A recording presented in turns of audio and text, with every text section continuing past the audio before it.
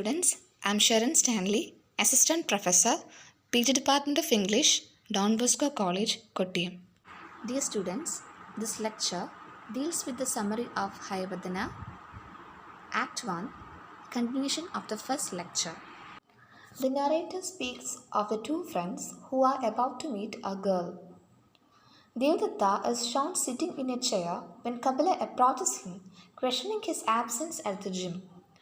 Devadatta seems preoccupied while Kapila brags about his wrestling match against a great wrestler of Gandhara.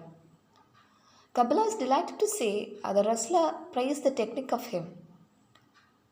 He observes Devadatta is thinking of something else and questions about the details. Devadatta reveals he saw a girl and could not stop thinking of her ever since. Kapila is familiar with this sort of situations as Devadatta does this quite often. However, he feels by listening to the words of Devadatta, he is serious this time. He offers to help and knowing some details about the place of her living, Kapila leaves Devadatta to his thoughts. But Devadatta feels really tensed as he thinks Kapila is not suitable for this type of job. He prays to God Rudra and offers him his head if everything goes right. He prays to goddess Kali and offers her his arms if everything goes right.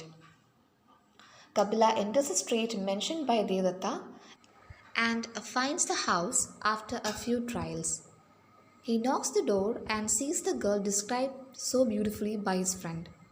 He speaks aside and claims she is more beautiful than the eternal dancers of the heaven and celestial incarnates who came to become humans. However, he does not lose track of his errand and announces Devadatta wishes to take her hand in marriage. Padmini blushes and calls for her mother. Later, it is announced to Bhagavata, Devadatta and Padmini are married. Later, we see Padmini is pregnant and the couple seem to prepare for a journey. Devadatta does not like the idea of the journey as it could upset the pregnancy. Further, he says tagging along Kapila will disturb his idea of being alone with Padmini. He emphasizes the fact whenever Kapila is around Padmini, she reacts over enthusiastically and concentrates on him more. Padmini supports her reactions by saying she likes to make fun of innocent Kapila.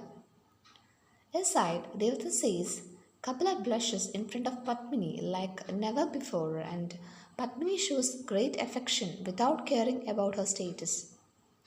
Aloud he says to Padmini, Kapila is not used to women and she understands the suspicion in his words. They debate and finally decide to cancel the trip. Devadatta asks Padmini to go into a room and says he would tell Kapila that she is ill. Padmini agrees and pretends to go into the room. However, she goes and stands in a corner as Kapila arrives. Kapila brings a hired cart and apologizes for being late. As he goes on speaking about the cart and the problems he had to face for hiring one, Devadatta says Padmini is sick and they have to cancel the trip to Ujjain. Kapila becomes silent but recovers to say he will send off the cart. Aside, Kapila feels very disheartened about the cancellation of the trip. He feels the whole week would be in emptiness and he has nothing to do. Devadatta asks Kapila to sit to have a chat and Padmini comes into their surprise. She asks them why they are not doing preparations. Kapila asks about the illness and she says the minor headache disappeared after taking medicine. She goes to Devadatta and pleads him to proceed with the trip. She says Kapila has done so much over the week with the preparations that it would be unfair to cancel the journey. Devadatta could not say anything and accept her wishes.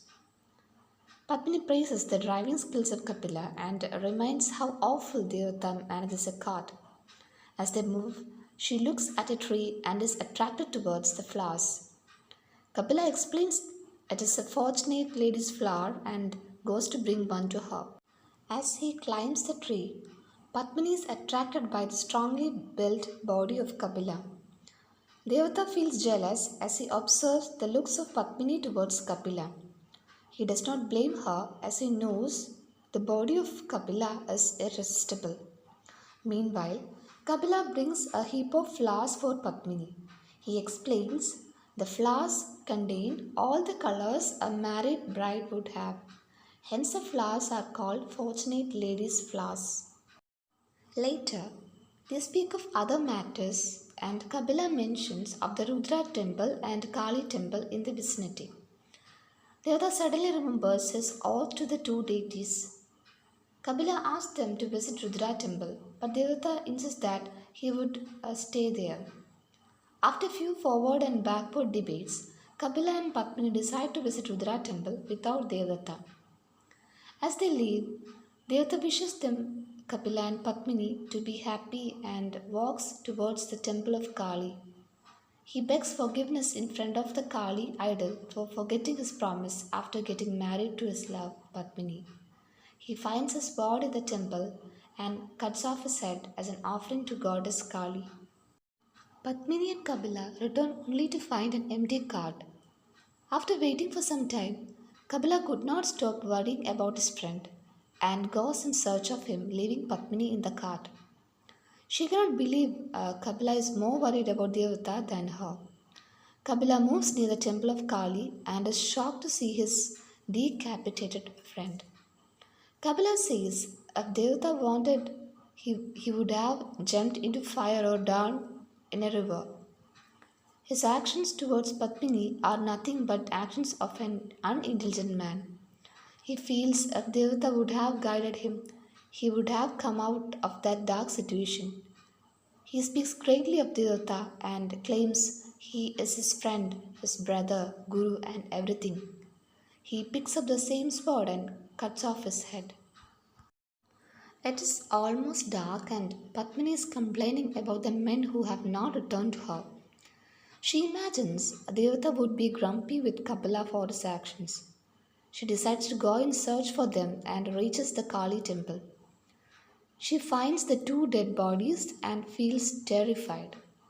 However, she does not express grief over their deaths but expresses concern about her situation when she returns home. Padmini feels this act will show her as a whore or prostitute for whom the two men fought and died. Therefore, she decides to kill herself when Goddess Kali appears to stop her. Goddess Kali is yawning and asks Padmini to express her desire. Padmini shows the dead bodies and Kali tells her to reattach the heads to the bodies and press the sword on their necks. She tells that would make them alive. Goddess Kali orders Padmini to reattach their heads and she does that. With great drums and lights, Kali disappears, leaving Padmini to her fate. As Padmini opens her eyes, she realizes her mistake. She switches the heads of Devadatta and Kapila, attaches them to the bodies of Kapila and Devadatta. Devadatta, with Kapila's body, claims the head is superior to body. Hence, he claims Padmini. Kapila, with Devadatta's body, claims Padmini used to live with the body of Devadatta. Hence, he claims Padmini. Padmini feels she should be with Devadatta, who has the body of Kapila. But Kapila, with the body of Devadatta, does not accept her choice and the argument goes. Bhagavata, the narrator, comes as every character freezes and questions the audience about the solution. Is it clear this far? I hope you understand this lecture. Please write the assignment. Write a brief summary of the play Hayavadana, Act 1. Thank you.